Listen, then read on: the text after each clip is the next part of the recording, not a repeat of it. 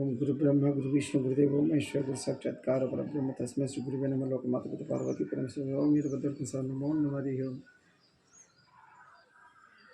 ముఖ్యంగా ఇప్పుడు మన భారతదేశంలో మన భారత రాజ్యాంగము అంబేద్కర్ గారు అప్పట్లో 70 ఏళ్ళ కింద ఇటువంటి నాయకులు వస్తారు, ఇట్లా సంక్షేమము అనే ముసుగులో ప్రజల్ని ఈ విధంగా ఆర్థికంగా అంతా రాష్ట్రాన్ని ఇట్లా చిన్నభిన్నం చేస్తారంటే ఇట్లా లొసుకులు ఎప్పుడు ఆయన సరి చేసేవాడు. కానీ ఆయన చెప్పినాడు, రాజ్యాంగంలో 10 ఏళ్ళకి ఒకసారి మీరు సరి చేసుకొని కాలానుగుణంగా మార్చుకొని సవరణ చేసుకోండి అంటే మన రాజకీయ నాయకులు ఒకరికొకరు స్వార్థపూరితంతో మేమే పాలించాలనే ఆశతోన సంక్షేమాలని అద్దుమీరి ఒక పద్ధతి ఉంటుంది. ఇప్పుడు నువ్వు 100 రూపాయలు సంపాదిస్తే 50 రూపీస్ ఖర్చు పెట్టి 50 రూపీస్ ఎన్నికేసుకొని డెవలప్ చేసుకునేకి ఉంటుంది. కానీ 100కి 200 ఖర్చు పెట్టే పరిస్థితి పోయి 100కి 1000 రూపాయలు ఖర్చు పెట్టే పరిస్థితి వచ్చింది. ఇప్పుడు ఆదాయం 100 రూపాయలు అంటే 1000 రూపాయలు ఖర్చు పెడుతున్నారు ఇప్పుడు రాజకీయ నాయకులు. వాళ్ళు గతంలో మనం ఇప్పుడు వైఎస్ఆర్పి వాళ్ళు సంక్షేమము ఇచ్చినారు. మళ్ళీ దాంట్లోన ఈరోజు 3.5 లక్షల కోట్లు చంద్రబాబుది ఉంటే ఈరోజు వాళ్ళు 12 లక్షల కోట్లు అంటున్నారు. వాళ్ళు అధికారికంగా మనకు తెలియదు ఎన్ని అప్పులు చేసినారో. కానీ లాస్ట్కి షర్మిలమ్మ గారు కానీ పురంధేశ్వరి గారు కానీ చంద్రబాబు నోటి నుంచి కానీ 11-12 లక్షల పైన కోట్లనే అప్పు చెప్తున్నారు. మళ్ళీ దాదాపు ఎన్ని లక్షల కోట్లు అప్పు చేసినట్లు మనము 8 లక్షల కోట్ల పైన అప్పు చేసి మళ్ళీ మన రాష్ట్ర బడ్జెట్ వచ్చి సంవత్సరానికి 2.5 లక్షల కోట్లన్నా 5 ఏళ్ళకి ఎంత అవుతుంది? మీరు 12.5 లక్షల కోట్లు 12 లక్షల కోట్లు అనుకోండి. మళ్ళీ ఇది ఒక 20 లక్షల కోట్లు మొత్తం ఈ 5 ఏళ్ళలోన మనం ఎంత జమ చేసినాము, ఎంత ట్యాక్స్ వచ్చింది, ఎంత ఖర్చు పెట్టినాము, ఎన్ని అప్పులు చేసినాము, ఎంత ఖర్చు పెట్టినాము, ఎంత సంక్షేమానికి అదే పనికి ప్రతి ఒక్క మీటింగ్లో జగన్ గారు నేను 3 లక్షల కోట్లు దగ్గర ఇచ్చినానని చెప్తున్నాడు. ఇప్పుడు సరే 3 లక్షల కోట్లు ఇచ్చినా మన ఖర్చులు రకరకాల ఉద్యోగస్తులకి గీతాలు అన్నీ తీసినా, మెయింటెనెన్స్కి తీసినా, నీకు ఎంత డబ్బు తీసినా ఎవరికి తెలియదు లెక్క. ఈరోజు ఇన్ని అప్పులు చేసిన ప్రతి ఒక్క వైఎస్ఆర్పి ఎమ్మెల్యే కానీ కౌన్సిలర్లు కానీ వాళ్ళ కార్యకర్తలు కానీ రాష్ట్ర ముఖ్యమంత్రి మంత్రులు ఎమ్మెల్యేలు అందరూ మీకు ఇది ఇచ్చినాము, మీకు జగనన్న ఇచ్చినాడు, ఇది జగనన్న కానకంటే ఏం వాళ్ళ ఇంట్లో తెస్తున్నారా? వాళ్ళ ఇంట్లో ఏమైనా కష్టపడి మీరందరూ ఏమైనా పనులు పోయి ఇచ్చిస్తున్నారా? లేదంటే మీరందరూ ఏమన్నా తపస్సులు చేసి మాకేమన్నా వరాలు ఇస్తున్నారా? అరే మా డబ్బులు తీసుకొని మా ట్యాక్సులు మాతోనే వసూలు చేయించి ఈరోజు ప్రతి ఒక్క వస్తువులోన ప్రతి ఒక్క దాంట్లోన ట్యాక్స్ వసూలు చేసి మాకు పంచుతున్నారు. ఇది ఎట్లుందంటే తెలియకుండా మా రక్తాన్ని తీసుకొని మాకే తెలియకుండా ఒకరికొకరు తెలియకుండా పంచుతున్నట్ల. ఇటువంటివన్నీ కంట్రోల్ చేయాలంటే వ్యవస్థలో పెద్దలు ఉంటారు. ముఖ్యంగా మన సుప్రీంకోర్టు సుమోటోగా తీసుకొని ఒకసారి మొత్తం పార్టీలన్నీ సమావేశపరిచి మీరు ఇన్ని సంక్షేమాలు ఇస్తున్నారు, నిజంగా మీ టాలెంట్ ఉంటే డెవలప్ మీద చూపించండి, పరిశ్రమలు డెవలప్ చేయండి, రాష్ట్ర ఆర్థిక పరిస్థితిని మెరుగుపరచండి. అటువంటివన్నీ ఇచ్చి మీరు ముందుకొచ్చి పోరాడాలి. కానీ ఈ పింఛన్ల మీద ఈ సంక్షేమాల మీద పోటీపడి ఒకరికొకరు ఇచ్చుకుంటూ పోతే యాడిపోతుంది రాష్ట్ర పరిస్థితి? సర్వనాశనం అయిపోతుంది. ప్రజలు అమాయకులు గొర్రెలు ఉన్నట్ల ఏ చెప్తే అది తలుపుతారు. రేపొద్దు భవిష్యత్తు తెలియడం లే వాళ్ళకి. ఇప్పుడు మనం ఏమనుకుంటాం, మన తాతలు అప్పులు చేస్తే సంతకాలు పెట్టే వాళ్ళు మూర్ఖులు, చదువులేని వాళ్ళు అంతా మా తాతలు ఇట్లా ఆస్తులు పోగొట్టుకున్నారా, పెద్ద పెద్ద సౌకర్యాలకు అప్పట్లో పెత్తందారులకి అటువంటి వాళ్ళకి చెప్తుంటారు. ఈరోజు మనం కూడా ఈ పెత్తందారులు అంటే ప్రభుత్వంకి 5 ఏళ్ళు వచ్చే ప్రభుత్వము ఇంత విచ్చిలివిడిగా అప్పు చేసి ఎవరిని అడిగి చేస్తుంది? ఇంత ప్రజాధనాన్ని అప్పుల రూపంలో చూపించి ప్రజలకు పంచి మేము మీకోసమే కట్ చేసామని చెప్పి హాయిగా ఓడిపోయిన చేతులు కట్టుకొని వెళ్ళిపోతే మళ్ళీ ఆ అప్పుని గతంలో 3.5 లక్షల కోట్లు చేసిన చంద్రబాబు పక్కకు పోయినాడు. మళ్ళీ ఈయన 12 లక్షల కోట్లు అప్పు చేస్తే మళ్ళీ ఇప్పుడు వచ్చే ప్రభుత్వం మళ్ళీ ఆ 12 లక్షల కోట్లు అప్పు ఎవరు కట్టాలా, వడ్డీ ఎవరు కట్టాలా? మళ్ళీ ఆ సంక్షేమానికి మళ్ళీ మిగతా ప్రభుత్వాలు వచ్చిన ఎవరు ఎట్లా చేయాలి? దీంట్లో ఎవరు శుద్ధ పూసలేం లేదు. చంద్రబాబు అయినా పవన్ కళ్యాణ్ అయినా మన షర్మిలమ్మ గారైనా జగన్ గారైనా ఈ సంక్షేమాలు ఎక్కడి నుంచి ఇస్తారు? మీరు ఫస్ట్ మీరు ఒక మేనిఫెస్టో చేసుకున్నప్పుడు మీ ఆదాయం ఎంత వస్తుంది గవర్నమెంట్కి, సంవత్సరంకి ఎంత ఆదాయం ఉంది మంది, బడ్జెట్లో ఎంత చేయగలం, ఇటువంటివి చేసుకొని చేయాలి. మిగతాది ఎక్కువ చేస్తే మీరు కట్టగలరా? మీ పార్టీ ఎవరైనా కానీ ఇప్పుడు 5 ఏళ్ళు వైఎస్ఆర్పి మేము ఇచ్చాను సంఘాలు కొట్టుకొని అడ్వర్టైజ్మెంట్ రూపంలో 1000 కోట్లు కట్ చేసినారే.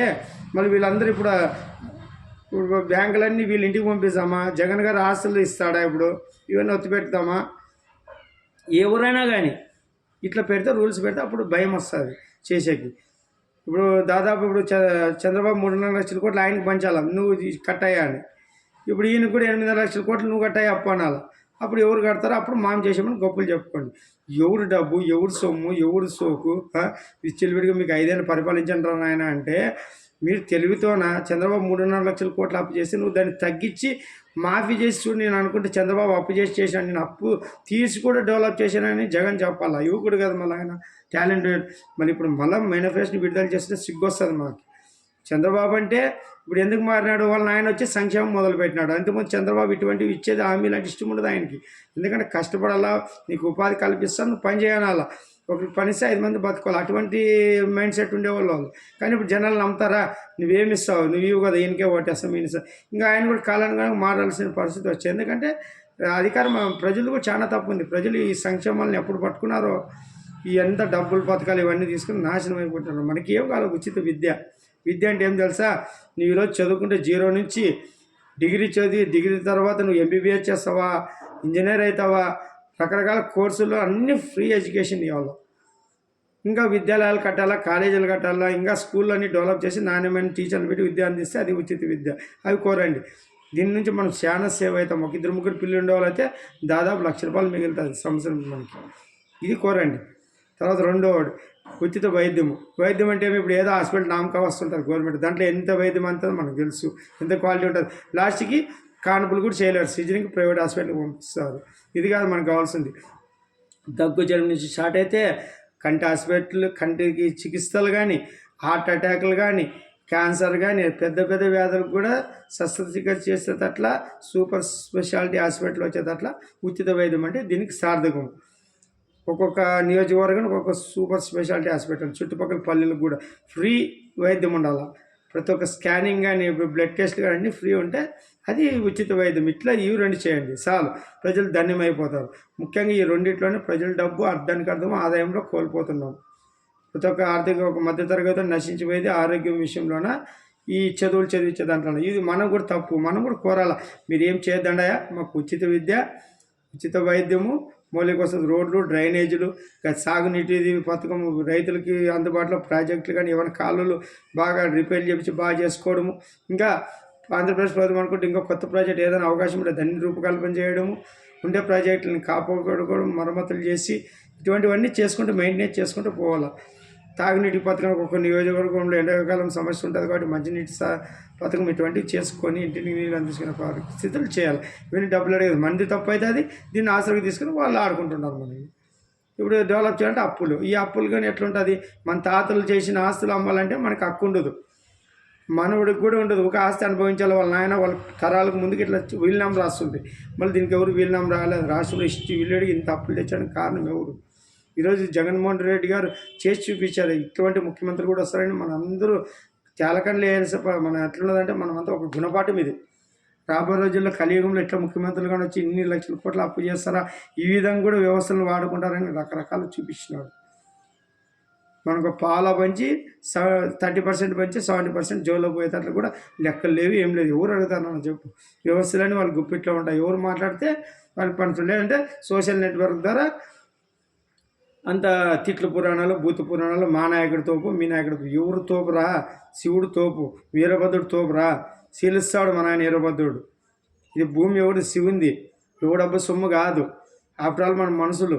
ఒకసారి హెచ్చరిక చూపించినాడు కదా, కరోనాలో ఎట్లా రాలిపోయినాం చూడు, పిట్టల్లో రాలిపోయినాం. భయానికే చంపేసినాడు. ప్రపంచ దేశాలని మాస్క్ లేకుండా బయటికి రాలేదు. కరోనాకు భయపడి బీగాలు వేసుకున్నారు దేశ విదేశాలన్నీ. ఏం అమెరికా, రష్యా అన్ని డెవలప్మెంట్వే కదా, ఎందుకు వేసుకున్నారు? భయం, భగవంతుడు భయం సృష్టిస్తే అట్లుంటారు. ఇప్పుడు కర్మ సిద్ధాంతం నడుస్తుంది, ఎవరు చేసిన దాంట్లో వాళ్ళే పడతారు. ఒకప్పుడు షర్మిలమ్మ జగనన్న వదిలిన బాణము చంద్రబాబుకి ఎట్లా విమర్శలు చేసింది మళ్ళీ బాబు గురించి. ఇప్పుడు మళ్ళీ అదే బాణం రివర్స్ జగన్కి ఎందుకు వచ్చుకునేదంటే, నీలో అధర్మం ఉంది కాబట్టి నువ్వు చేసిన తప్పుని వాళ్ళు ఎత్తి చూపిస్తాడు భగవంతుడు, నీ చెల్లెల ద్వారా తెలిపిస్తున్నాడు. మనం మీ వివేకానందని ఎవరు చెప్పారు తెలిసి కూడా నువ్వు చేస్తుంటే సునీతమ్మ బయటకు వచ్చి ఎంత విధంగా మాట్లాడుతున్నారు, నువ్వే అర్థం చేసుకోవాలి. వాళ్ళందరూ ఒకప్పుడు నేను నమ్మి గెలిపిస్తే ఈరోజు వాళ్ళకి సరిగ్గా న్యాయం చేయలేక మళ్ళీ వాళ్ళ చేతిలో విమర్శలు పాలే, వాళ్ళనే నువ్వు తిట్ల పురాణం మొదలు పెడుతున్నావు, ఏమేమో తిట్టిస్తున్నావు ఈ భూతి పురాణాలతో. ఈ శ్రీరెడ్డి ఇంకా మిగతా వాళ్ళు చాలా అందరూ చూడనా, కడుపుకి అన్నం తినేవాళ్ళు మనము ఇటువంటి రాజకీయాలు చేయకూడదు. మనకి ఈ తిట్ల పురాణాలతోన, మ్యాన్ హ్యాండింగ్తో ఇవన్నీ చేయకూడదు. నిజాయితీ నిజాయితీతోన ఒక జెంటిల్మ్యాన్ గేమ్ ఆడాల. ఇప్పుడు నిజంగా జగన్ గారికి నమ్మకం ఉంటే ఆయన 151 సీట్లు గెలిచినాడు. అదే ఊపుతోన ముందుకు పోయి ఆయన చెప్పుకొని గెలిచాలా. అంతేగాని ప్రత్యర్థులు ఎంత బలంగా ఉంటే నీ ప్రతిభ బయటపడుతుంది. అంతేగాని నువ్వు ఏది వాళ్ళని చూసినా భయపడుతున్నావు. నువ్వు చంద్రబాబుని చూసే భయపడతావు, లోకేష్ని చూసే భయపడతావు, పవన్ కళ్యాణ్ చూసి భయపడతావు. కాబట్టి ఎప్పుడు వాళ్ళు తలుసుకుంటున్నారు. ఎప్పుడు వాళ్ళ గురించి ఎక్కువ మాట్లాడంటే మీరు మానసికంగా ఓడిపోయినట్లే. ఇది మీకు తెలియడంలే. మీకు తెలియకుండానే అంత సోషల్ నెట్వర్క్ ద్వారా గెలుస్తున్నది ఒక మాయననా. మా నాయన శివయ్య అనుకుంటే గెలుస్తాం. ఒకసారి వరమిచ్చినానికి ఇప్పుడు ఇద్దరు సౌకర్యకి ఇద్దరు గుమస్తాలు పనిచేస్తుంటారు. ఇద్దరికి 500 జీతం ఇస్తాడు. చంద్రబాబుకి ఒక 500 జీతము, జగన్ గారికి ఒక 500 జీతం ఇస్తారు అనుకో. చంద్రబాబు గారు ముందు చూపుతున్న ఈ 500ని ఒక 200 కట్ చేసి 300 ముందు పిల్లలకి వస్తాను తీసి పెడతాడు. కానీ మన జగన్ అన్న గారు ఏం చేస్తారు, ఇప్పుడు వచ్చింది 500కి ఇంకా 500 అప్పు చేసి మంచోడు అనిపించుకోవాలని పనిచేస్తాడు. కానీ ఎక్కడి నుంచి ఇట్లా ఉంటుంది మైండ్ సెట్. అంటే మంచోడు అనిపించుకుని రాజశేఖర రెడ్డి గారు కానీ చంద్రబాబు గారికి డిఫరెన్స్ చూడండి. మనం పిల్లలకి ఇచ్చుకుంటా వాళ్ళకి సదుపాయాలు కలిగితే భవిష్యత్ తరానికి మిగిలియాల. మన తాతలు అట్లా మిగిలించుకుంటా మనం శానతనం చేసినారు. కాబట్టి ఇప్పుడు వాళ్ళు ఎకరాల భూములు చూస్తున్నాం, కొంతమంది వాళ్ళ మనవులు అనుభవిస్తున్నారు. అదే వాళ్ళకి ఇట్లా కొన్ని జలసాలు చేసుకుంటే రకరకాలు వాడుకుంటే ఏముంటుండలేదు. అప్పట్లో భావితరం పెద్దలు కానీ ముఖ్యమంత్రులు కానీ ఆలోచించి ముందు భవిష్యత్తుకి పిల్లలకి భూములు ఉండాలా, ఆస్తులు ఉండాలా, ప్రభుత్వ భూమి అని మిగిలిచ్చారు. కాబట్టి ఇంతవరకు చూసినాం. ఇవన్నీ ఒత్తి పెట్టేశాడు మన జగన్ రెడ్డి. మళ్ళీ ఇప్పుడు మేనిఫెస్టోలో ఏం మనం మకం పెట్టుకొని ఆయన చెప్పినాడో మేనిఫెస్టో చూస్తేనే ఇంకా మళ్ళా అవగదా పోలవరం కడతాను, 3 రాజధానులు వద్దు, ఇంకా అమరావతి రాజధాని డెవలప్ చేస్తాను, దాని ద్వారా మనకి ఉపాధి అవకాశాలు కలుగుతాయని తెలుసుకుంటూ చేసుకుండా మళ్ళీ 3 రాజధానులు అంటాడు. ఎంత భయం లేదు, ఎంత లెక్కలేనితనము. మా నాయన ఇరుబద్దలు చూసుకుంటానన్నా, నీ గుంత నువ్వే తవ్వుకున్నట్లుంది నాన్న, అంతే. మనం ఏం చెప్పలేము. ఇది చాలా మూర్ఖత్వం నాన్న. ఎందుకంటే నేను మొండి పట్టుదల. అమరావతి డెవలప్ అయితే చంద్రబాబు పేరు వస్తుంది, పోలవరం పూర్తయితే చంద్రబాబు పేరు. యువలు పడకూడదు నాన్న. ఎవరు చంద్రబాబు ఏమి ఆయన ఇంటి డబ్బులతో పెట్టాడు, నువ్వేమి ఇంటి డబ్బులతో పెట్టావు. అందరూ చేసేది రాష్ట్ర అభివృద్ధి కోసం, రాష్ట్ర ప్రయోజనాల కోసం చేయాలి. ఈరోజు మీ ఇద్దరికి ఇట్లా కొట్లాడుకొని కేంద్రం దాంట్లో దృష్టిలో లోకువయ్యి 10 ఏళ్ళలో ఏ డెవలప్ చేయలేదు. ఈరోజు మీరిగిన ఒకవేళ మీరు వ్యక్తిగతంగా లోకల్ కొట్లాడుకోండి మన పర్సనల్గా, కానీ బయట వచ్చేతరకాల కేంద్రంతో ఒకే మాట మీద పోయి సాధించుకునే వాళ్ళకి హోదా వస్తుండే, పోలవరం పూర్తవుతుండే, రాజధాని 50% జరుగుతుండే. ఓడినా కూడా ఇద్దరు ఒకే మాట మీద చేయాలి. ఫస్ట్ రాష్ట్ర ప్రయోజనాలు చూసుకోవాలి. వ్యక్తిగత ప్రయోజనాలు ఎక్కువ జగన్ గారు చూసుకున్నారు కాబట్టి ఇన్ని సమస్యలు. నువ్వు రావడంతోనే ప్రజావేదిక కూల్చినప్పుడే అర్థమైపోయింది మనస్తత్వం. ఈ రోజు వరకు మళ్ళీ ఇప్పుడు తాడేపల్లిగూడెంలో ప్యాలెస్ కట్టుకుంటావు, మళ్ళీ విశాఖలో ప్యాలెస్ కట్టుకుంటావు, రుషికొండలో మళ్ళీ ఇంకా కొత్త శాసన పాలన అంటావు. ఏం నాన్న ఏం జనాలు ఏమన్నా గొర్రెలు అనుకుంటున్నావా? కొండ గొర్రెలు అనుకుంటున్నావా? నీ చెవులో పూలు పెట్టుకుని ఎవరు సిద్ధంగా లేరు నాన్న. వీరభద్రుడు ఉండేది కర్మ సిద్ధాంతం నడుస్తుంది. నువ్వు ఏది చెప్తే అది తిరిగి ఇచ్చేస్తా. అయిపోయి నీకు అన్ని దారిలో మూసుకోపోయినాయి. ఎందుకంటే మా నాయన వీరభద్రుడు నిన్ను ఎందుకు గెలిపించుకునేమని ప్రజలు బాధపడేటట్లు 5 ఏళ్ళు చూపించినాడంటే ఒక నీతి నిజాయితీవంతమైన నాయకునికి ఓటేస్తే అట్లుంటుంది. ఒక కేసులో 43,000 కోట్ల కేసు ఈడీ జప్తు చేసిన డబ్బులు ఉన్నాయి. అది దానికి లెక్కలేదు, ఏం లేదు. మళ్ళీ దొంగ డబ్బులు కానీ ఏమన్నా దొరద డబ్బులు అన్నా నిజంగా కష్టపడిన డబ్బులు అయితే లెక్కలు చూపించాల్సి ఉంటుంది. 10 ఏళ్ళ నుంచి ఎందుకు అట్లా ఉన్నాయి? ఇప్పుడు వరకు బెయిల్ మీద తిరుగుతుంటావు, విచారణకు హాజరు కావడం లేదు. బెయిల్ మీద ఉండి అధికారం దుర్వినియోగం చేసుకుంటావు కేంద్ర సహకారంతో. ఇవన్నీ నీ ఆటలు సాగినా ఇంకా అయిపోయిందన్నా. ఇంకంతా మన సినిమా క్లైమాక్స్కి వచ్చేసింది. ఏమన్నా అనుకున్నానా దీంట్లో ధర్మం అధర్మం గురించి మాట్లాడాల్సి వస్తుంది. ఎందుకంటే ధర్మం ఎవరు పక్కన పడితే అధర్మం ఎవరు పక్కన పడితే మనకు తెలిసిపోతుంటుంది. నిజంగా నువ్వు ధర్మం పట్టుకుంటే ఎవరైనా పోటీ చేయండి. నీకు పోటీ ఉంటేనే నీ స్టామినా గుర్తుపట్టేది. ఒక సినిమా చూస్తాం, సినిమాలో హీరో ఎంత పవర్ కావాలంటే విలన్ అంత పవర్ఫుల్ ఉండాలి. విలన్ ఎంత వీక్ ఉంటే హీరో అంత డౌన్ అయిపోతాడు. అట్లా మళ్ళీ ఇప్పుడు నువ్వు నిజంగా హీరో అనుకుంటే వాళ్ళని చూసి నువ్వు గెలిచాలి. అంతేగాని వాళ్ళని దూషిస్తున్నావు అంటే నువ్వు విలన్ కింద వస్తావు, వాళ్ళు హీరోల కింద వస్తారు అన్నమాట. ఎందుకంటే వరాలు అట్లుంటావన్నా మీకు ఆ వరాలు పొందినారు కాబట్టి మీరు కూడా కష్టపడినారు. కాకపోతే దాన్ని మంచికి వినియోగిస్తుంటే వెలిగిపోతుంటే అది మీరు ఆలోచన వేరే చేసుకునేంత వరకు చరిత్రహీనంగా మిగిలిపోతారు నన్ను భవిష్యత్తులో. మీ వీరభద్ర ఆజ్ఞ, వీరభద్రుని వాక్యాలేననేవి. మనమేం పర్సనల్గా ఏం చెప్పేది ఉండదు. మన ఆయన పలికిస్తుంటాను, నేను మాట్లాడుతుంటాను అంతే. జరిగిపోయేదంతా మన ఆయన చూసుకుంటానన్నా. జయ వీరభద్రుకు సార్ నమో మరియు ఇంకోటి ఈ పెద్దలు కూడా ఒకటి ఆలోచించాలి. ఫస్ట్ వీళ్ళని కంట్రోల్ చేయాలంటే రాజ్యాంగంలో సవరణలు చేయాలి. సవరణ చేసి ఇప్పటి నుంచి మేనిఫెస్టో ఇస్తే ఇటువంటి పథకాలు లేకుండా ఇస్తే ఉచిత విద్య, ఉచిత వైద్యం, ఆరోగ్యం, మౌలిక వసతులు కల్పిస్తాం. ఎందుకంటే ఎవరు ఇవ్వకూడదు. ఎవరొకరు గెలుస్తారు కదా కంపల్సరీ. చంద్రబాబుని గెలాలా, జగన్ అన్న గెలాలా, పవన్ అన్న గెలాలి, ఎవరొకరు గెలుస్తారు. కానీ ఇట్లా ఆఫర్లతో పోయి జనాల్ని కంపెనీలు డిస్కౌంట్లు ఇస్తుంటారు. చూడు, మా ఇంత ఇస్తాం, వాళ్ళు 100 ఇస్తాం, మేము 200 డిస్కౌంట్ ఇస్తాం. ఏం వ్యాపారం అయిపోయింది. రాజకీయం అంటే ప్రజాసేవ, వ్యాపారం. ఇదేమైనా ప్రజాపాలన అంటారా లేకుంటే వ్యాపారం అనుకుంటుంటారు? డిస్కౌంట్ తీసుకోండి, మీరు తీసుకుంటే ఇచ్చాక ఎవరు డబ్బు ఎక్కడి నుంచి తెస్తారు, ఎట్లా కడతారు మీరు? ఇంత డబ్బు ఎక్కడి నుంచి తెస్తారు? ప్రజల మీద కదా గుదిబండలో వేసేది. రాష్ట్రాలు అప్పులు చేసి ఎవడు కట్టేది? రేపొద్దున మీరేం ఉంటారు, వెళ్తారు, వెళ్ళిపోతారు. మా పిల్లలు భావతరం నాశనం అయిపోతారు. తస్మాత్ జాగ్రత్త. ఇది వీరభద్ర యుగము. మా నాయన వీరభద్ర వచ్చే టైం ఆసనం అయిపోయింది. అన్ని మా ఆయన చేతులు తీసుకొని దిశానిర్దేశంతో రాజ్యపాలన చేస్తారు. అది కూడా దగ్గరలో ఉంది. జయ వీరభద్రకు సార్ నమో మరియు